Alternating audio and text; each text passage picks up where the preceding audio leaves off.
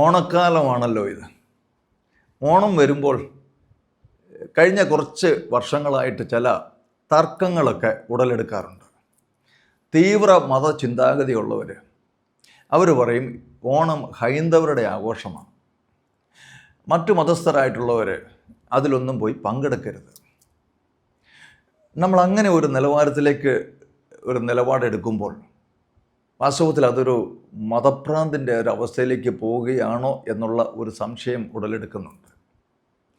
ഞാൻ എൻ്റെ ചെറുപ്പത്തിൽ ഞങ്ങൾ താമസിച്ചിരുന്ന വീടിൻ്റെ ചുറ്റുവട്ടത്തൊക്കെ ഒത്തിരിയേറെ ഹൈന്ദവ കുടുംബങ്ങളുണ്ടായിരുന്നു.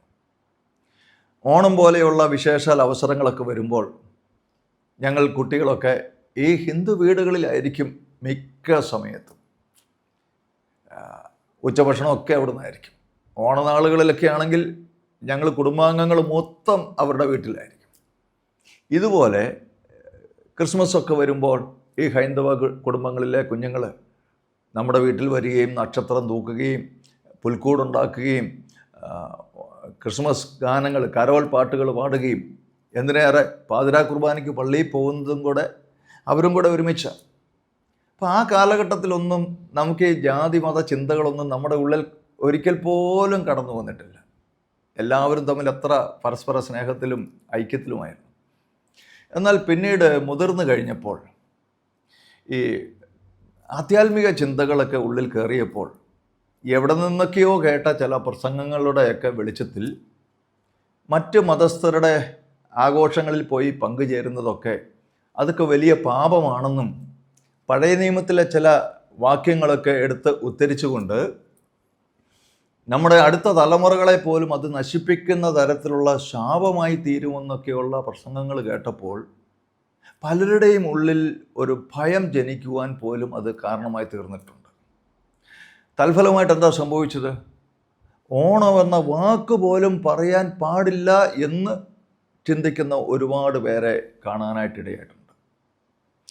വാസ്തവത്തിൽ നമ്മൾ പുതിയ നിയമം പഠിക്കുമ്പോൾ ഈശോ ഈ ലോകത്തിലേക്ക് വന്നത് ദൈവരാജ്യം സ്ഥാപിക്കാൻ വേണ്ടിയാണ്. ദൈവരാജ്യമെന്ന് പറയുന്നത് ദൈവം രാജാവായിട്ട് ഭരണം നടത്തുന്ന ഒരു അവസ്ഥയാണ്.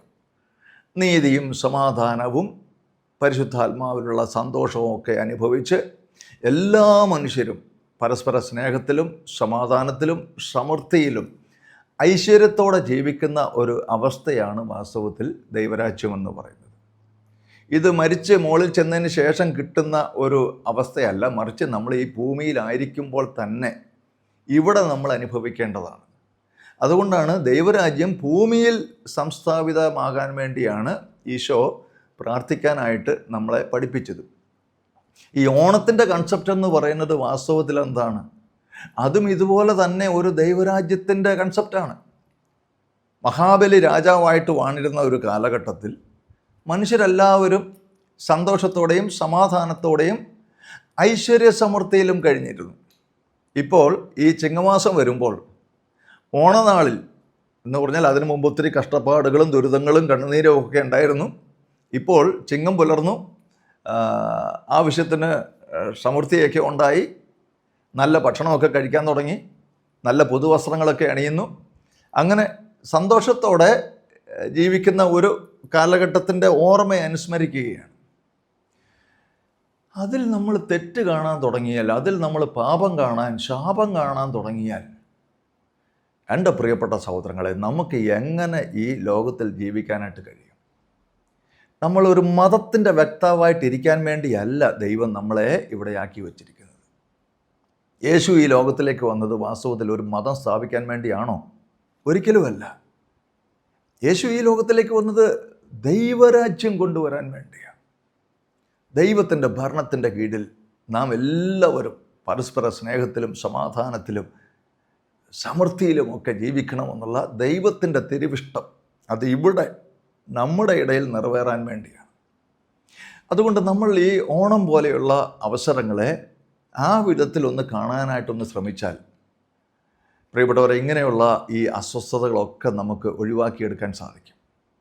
എന്നാൽ അപ്പോൾ തന്നെ ഒരു കാര്യം കൂടെ വളരെ വിവേകത്തോടെ നമ്മൾ മനസ്സിലാക്കേണ്ടതായിട്ടുണ്ട്. ഈ ഓണാഘോഷങ്ങളൊക്കെ വരുമ്പോൾ നമ്മുടെ പള്ളിക്കകത്ത് പരമപരിശുദ്ധമായ ദേവാലയത്തിൻ്റെ അകത്ത് ഇതുപോലെയുള്ള ഓണക്കളികളൊക്കെ ഒഴിവാക്കുന്നതായിരിക്കും കുറച്ചുകൂടെ ഉചിതമായിട്ടുള്ളത്. നമുക്ക് ആ കോമ്പൗണ്ടിന് പുറത്ത് നടത്താവുന്നേ, അതിലൊക്കെ നമുക്ക് പങ്കുചേരാം, ഒരു പ്രശ്നവുമില്ല. പക്ഷേ പള്ളിക്കകത്ത് പൂക്കളമിടുക, ഓണക്കുർബാന നടത്തുക, പള്ളിക്കകത്ത് തിരുവാതിര നടത്തുക, അങ്ങനെയൊക്കെയുള്ള കാര്യങ്ങളൊക്കെ ഒന്ന് ഒഴിവാക്കിയിട്ട്, എന്ന് പറഞ്ഞാൽ ശരിക്കും ആ ഒരു ബഹുമാനവും ആദരവും ഒക്കെ കുറഞ്ഞു പോകാൻ, നഷ്ടപ്പെട്ടു പോകാൻ, പള്ളിയോടുള്ള ദേവാലയത്തോടുള്ള ആദരവൊക്കെ കുറഞ്ഞു പോകാൻ അത് കാരണമായി തീരും. അതുകൊണ്ട് അങ്ങനെയൊക്കെയുള്ള കാര്യങ്ങളൊന്ന് ഒഴിവാക്കിയെടുത്ത് എല്ലാവരും പരസ്പര സമാധാനത്തോടെ, സ്നേഹത്തോടെ അന്നെല്ലാവരും ഒരുമിച്ചിരുന്നൊരു നല്ല സദ്യയൊക്കെ കഴിച്ച് അങ്ങനെ ഓണം ആഘോഷിക്കാനായിട്ട് എല്ലാവർക്കും സാധിക്കട്ടെ എന്ന് ആശംസിക്കുന്നു, പ്രാർത്ഥിക്കുന്നു. അപ്പോൾ എല്ലാവർക്കും ദൈവരാജ്യത്തിൻ്റെ ആശയത്തിൽ നിന്നുകൊണ്ട് ഒരു ഓണം ആശംസിക്കുന്നു. ദൈവം എല്ലാവരെയും സമർത്ഥമായിട്ട് അനുഗ്രഹിക്കട്ടെ.